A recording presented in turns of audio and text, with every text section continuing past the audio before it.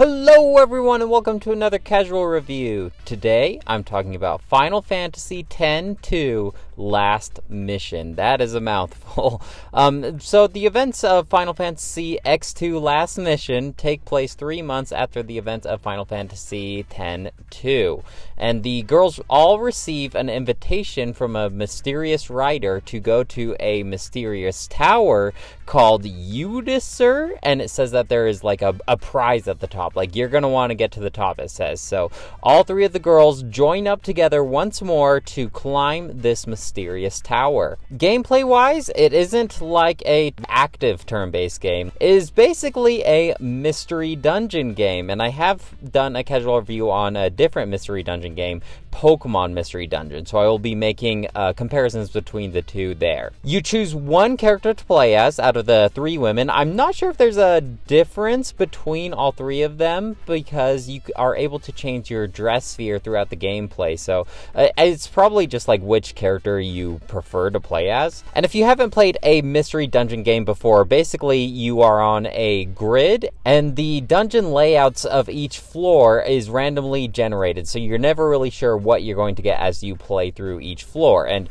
you are climbing this tower, so you are climbing this set amount of floors in order to get to the top. These dungeons are filled with enemies and items, and every time you make a move or an action, enemies will make a move or an action. So there is some strategy involved here, and it isn't actively going, so you have time to think out your moves and think about what you're going to do before you do the action, because the enemies are going to wait to make their move after you make yours. So as you are exploring these randomly generated dungeons, you are picking up these dress spheres, and attached to them they have their own abilities, and then you also have your own personal level. So every time you defeat an enemy, you're going to get some XP, and you level up, and your stats will get boosted as well. But your dress spheres themselves have their own HP attached to them, so once your dress sphere is destroyed, then you are free to move on to your next dress sphere, assuming that you have one. And you are able to equip 5 dress spheres at once, and this just kind of gives you like the abilities from all the different dress spheres, but you get the main attributes from your main dress sphere, and this will give you like all the abilities possible. And the layer dress spheres below it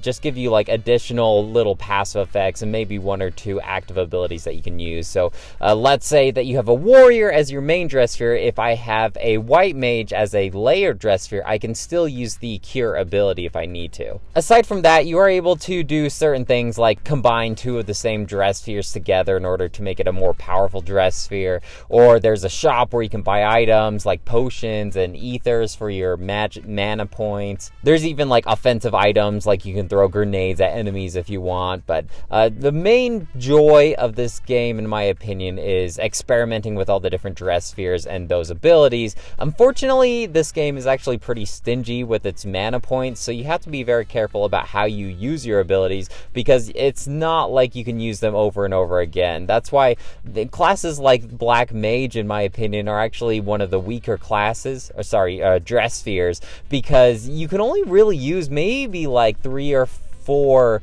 abilities until you run out of mana points, and you'll end up having to use ethers to heal it up. So here's the thing, it's a pretty typical mystery dungeon game as far as my knowledge about this kind of genre goes from Pokemon, but if you die, if you get a game over, you have to start all over.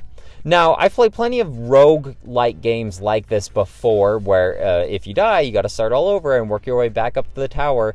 But in order to make it from the bottom of the tower to the top, it can take a good 7 or 8 hours. So, if you get a game over, you lose those hours. Now, it's not that bad, because you are able to save at given points throughout the game. There's certain items that let you save. If you get to the elevator to take you to the next floor, some of them will let you save. But if you save in a tough spot where you maybe only have like 1 dress sphere left and it's really low on HP and maybe you're low on mana, if you save in that state, if you just reboot up the game at that state, you're still going to be in a pretty poor state. So you're just going to have to hope you get lucky, or you're just going to have to start all over again. And no progress carries through each run besides items that you choose to store in the bank. So there might be some strategy here if you want to put in the time where, okay, I'm going to really build up this dress sphere to like level 3, and you choose to store in the bank for your next playthrough. But I don't know why anyone would want to do that unless it's really like the only way that you could beat this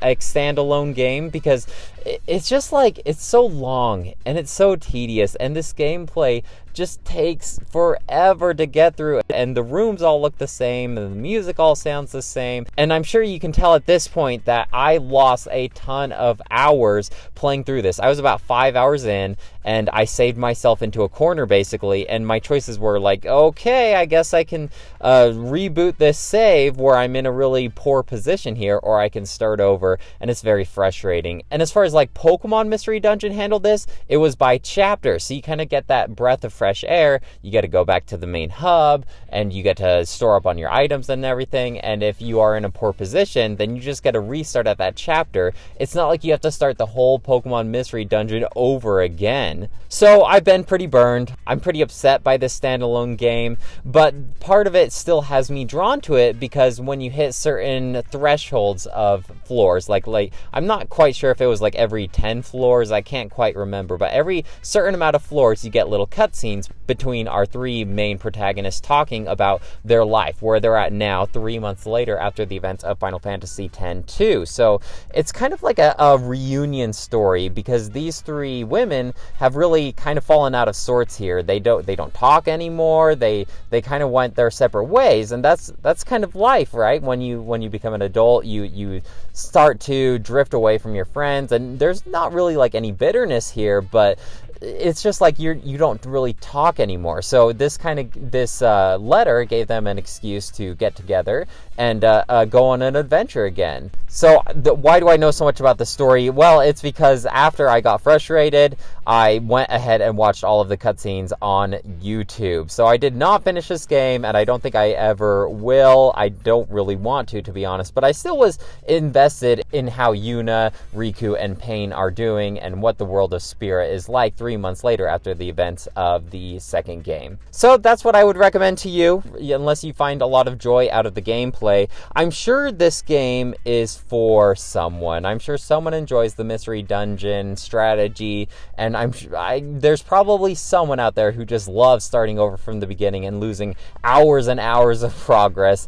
I am not one of those people though, and I have to give this game a 1 out of 5. Just my own personal score. I'm sorry if you're a big fan of it. It's not for me. The only joy I got out of it was the cutscenes. Well, guys, that's it for me. Let me know if you have any questions or comments about Final Fantasy X, X-2, or X-2 Last Mission, and I'd love to hear what you guys have to say. Otherwise, I'll talk to you later. Bye!